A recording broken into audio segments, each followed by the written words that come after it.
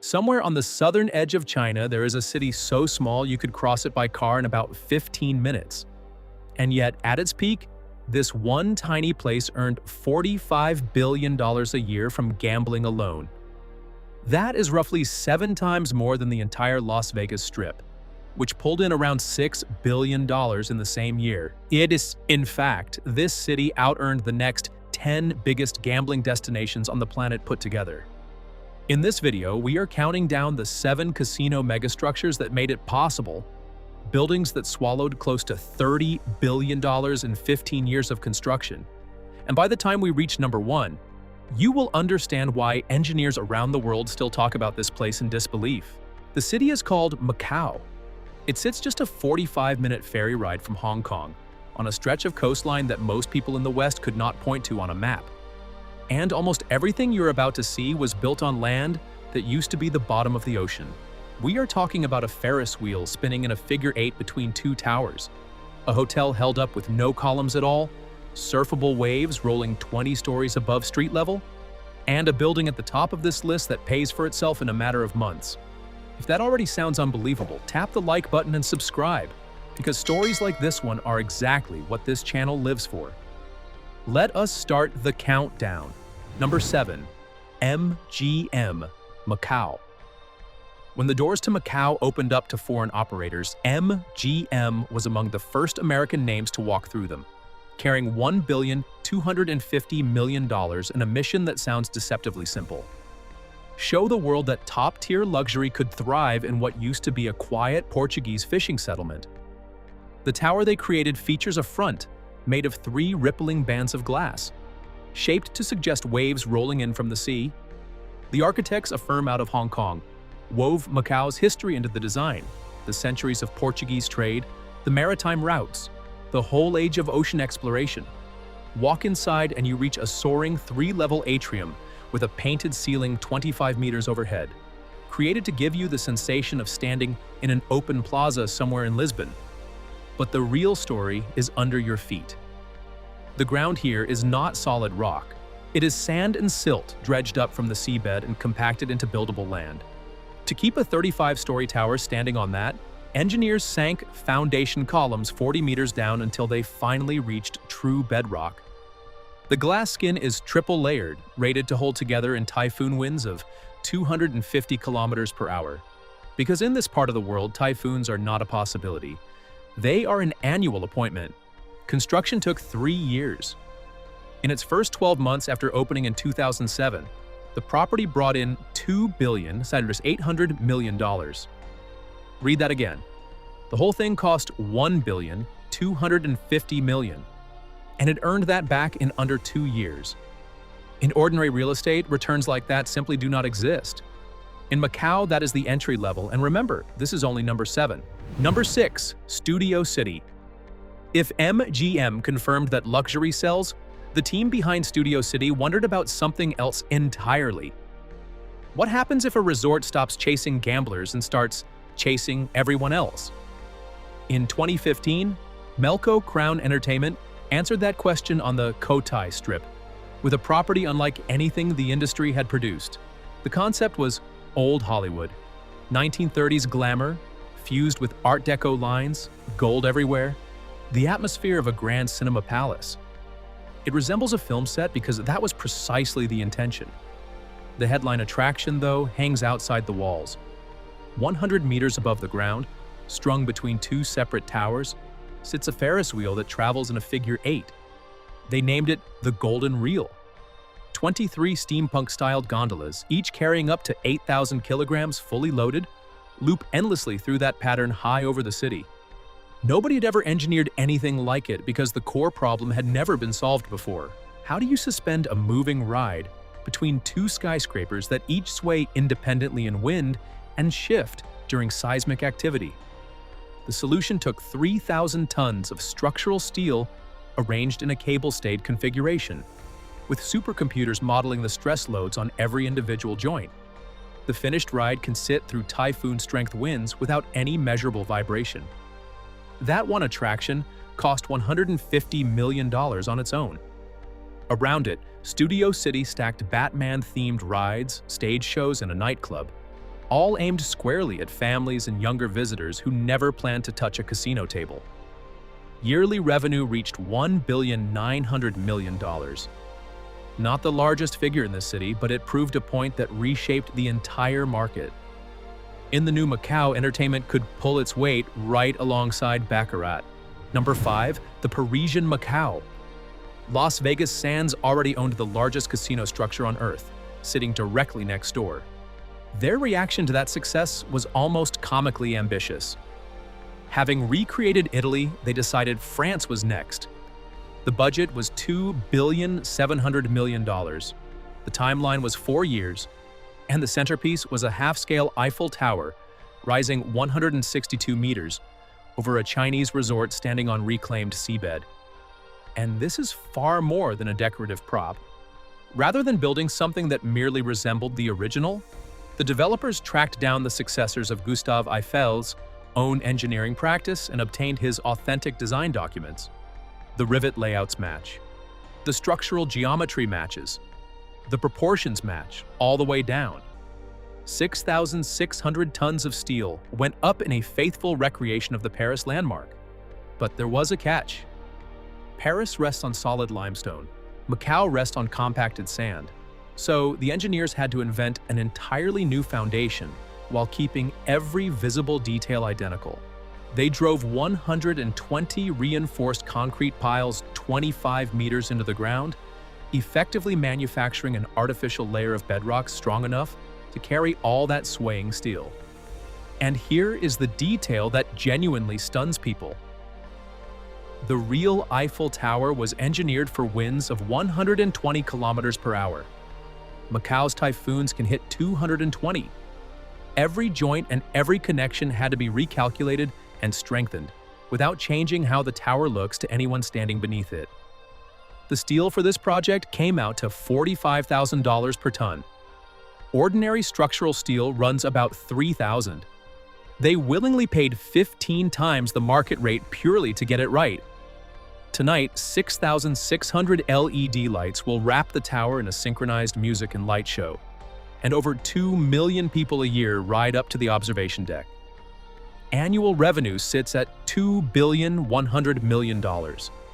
Sands took one of the most famous silhouettes humanity has ever built and planted it on ocean sand in southern China. You have to stand under it to fully grasp the audacity. Number 4, Morpheus Hotel. 2016 was the year the world said goodbye to Zaha Hadid, the architect who spent a lifetime designing buildings that appear to ignore gravity entirely. 2 years after she passed, Macau opened the final project she completed, and it is astonishing. The Morpheus Hotel barely registers as a building at first glance. Imagine a 40-story glass tower with 3 enormous rectangular voids punched clean through the middle of it. There are no interior columns anywhere, no beams crossing those open gaps, just curving, flowing geometry that looks one strong gust away from falling over and never does.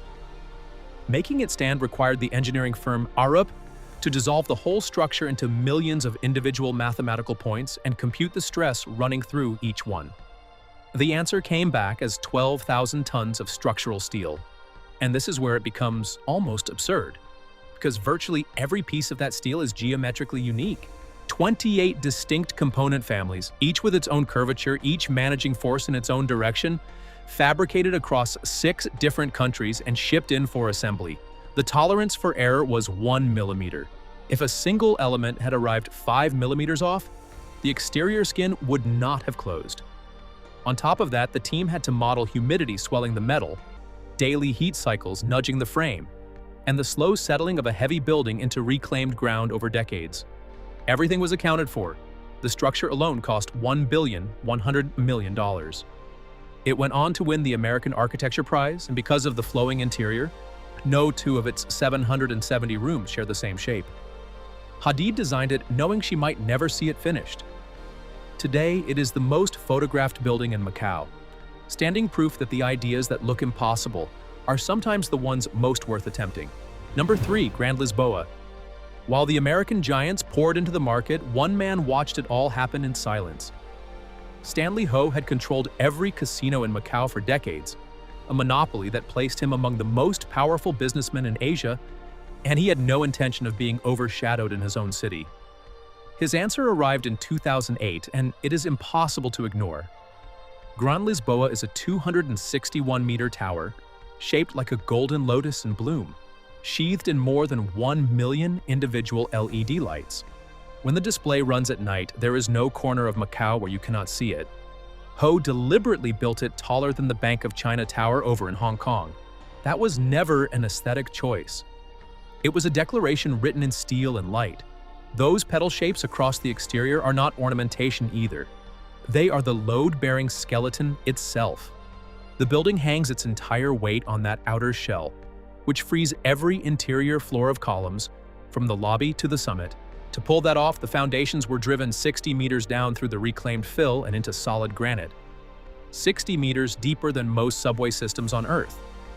Each of the million LED panels has an individual power feed, its own cooling line, and its own service access, and a permanent crew of 30 people does nothing but maintain the light system. Down in the lobby, a 218-carat pink diamond, valued at over 10 million, hangs on open display. No vault, no armored case, just ambiance. Nearby hangs a crystal chandelier weighing 1,000 tons, the equivalent of 7 Boeing 737s dangling from a single ceiling. Upstairs, the restaurant at the top earned 3 Michelin stars, the highest dining room in the world to do so. Gran Lisboa produces $4.1 billion a year and delivers the strongest revenue per room in the city. Stanley Ho spent $2.4 billion to remind everyone whose town this was. Message received. Number 2. Galaxy Macau. Everything on this list so far has been one building with one identity. The people behind Galaxy Macau decided that idea itself was too small. $5.9 billion. 5 distinct hotels sharing a single roof. 4,000 rooms. 120 restaurants. Enough that you could try a new one every day for 4 months without a repeat. 50,000 square meters of convention space. And perched above all of it, a wave pool that generates real surfable waves 1.5 meters tall, on top of a structure standing on ocean sand. The pool holds 575,000 liters of water. Pneumatic generators hidden beneath the floor blast compressed air through submerged chambers to create waves on command. To stop those forces from hammering down through the building, the entire pool rests on a custom isolation system, engineered specifically for this job, because nothing comparable had ever been attempted. Beneath it, a lazy river stretches 2,200 meters through an artificial beach built from 350,000 tons of filtered sand, imported, washed, and treated until it feels like a genuine shoreline. Galaxy does not do approximations. It does the complete version. The lobby has actual diamonds set into the ceiling. The 5 hotels, Galaxy, Banyan Tree, Okura, Ritz-Carlton, and JW Marriott, each keep their own character and their own atmosphere while connecting into one continuous structure covering 1,100,000 square meters of floor space, larger than 120 football fields. It rose in 2 phases, the first from 2008 to 2011, the second from 2011 to 2015, which means they were erecting entire new towers while guests played on the gaming floors below. Annual revenue, $6.8 billion, the highest of any resort in Macau and the highest of any resort on the planet. Galaxy never built a casino. It built a private world and sold admission. Number 1, the Venetian Macau. And now, the one that began as an idea so oversized it sounded like pure fiction. It sits at the top of this ranking, not only because of what it earns, but because of what had to happen before construction could even start. In 2004, Las Vegas Sands committed to something that looked genuinely reckless. They would raise the largest casino building on Earth on ground that, for most of human history, was open water. The Cotai Strip simply did not exist yet. Creating it meant pumping 30 million cubic meters of sand and silt up from the seabed to manufacture the land itself. Then came 40,000 concrete piles, hammered one by one into the ocean floor to make a foundation that could carry what was coming. Before a single wall existed, this was already one of the largest land creation projects in the history of construction. Then the actual building started. 980,000 square meters of floor area, placing it among the 10 biggest buildings on Earth. It is so vast that new employees are handed maps on day one, because people genuinely lose their way inside. The theme is Venice, and Sands did not mean Venice flavored. They meant Venice rebuilt. More than 200 artists spent 18 months hand-painting frescoes across entire acres of ceiling to duplicate the skies of the Italian original. Full-size copies of Venetian bell towers, bridges, and arcades run through the interior.